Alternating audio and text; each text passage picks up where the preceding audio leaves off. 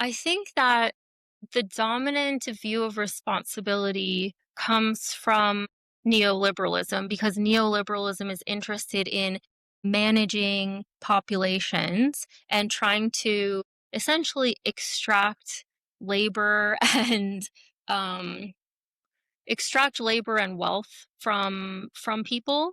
So it tries to orient human behavior towards productivity and the production of surplus and surplus value for capitalists.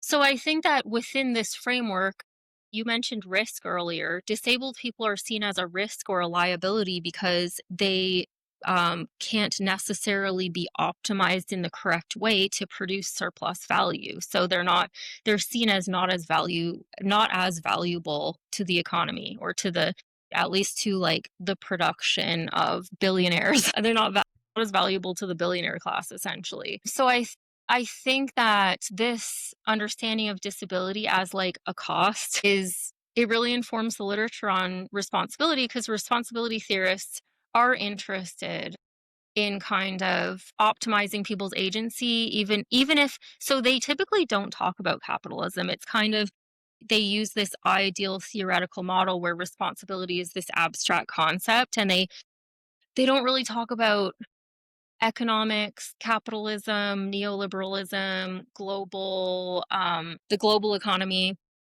But I think that's really critical to understanding where the mainstream notion of responsibility comes from, because capitalism tries to produce obedient, economically valuable subjects, and disability disrupts that project.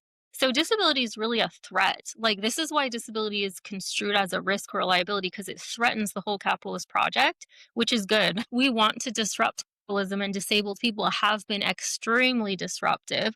Disabled people are the largest minority population in the world. They've done a lot of activism, and they've kind of leveraged the idea that their existence threatens capitalism because they are largely unemployed, the main constituency of this surplus population, like the unemployed class.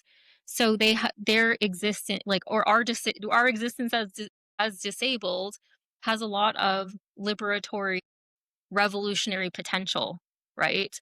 So this is very threatening to capitalism, and I think this is something that we should talk about in responsibility theory, about how disabled people, far from being non-responsible or marginal cases of responsibility, are responsible for some of the most revolutionary activism of all time. Like, disabled people are responsible for radically transforming the built environment. Disabled people are responsible for changing the definition of responsibility itself by changing the built environment, right? So instead of I think the literature really has things backwards.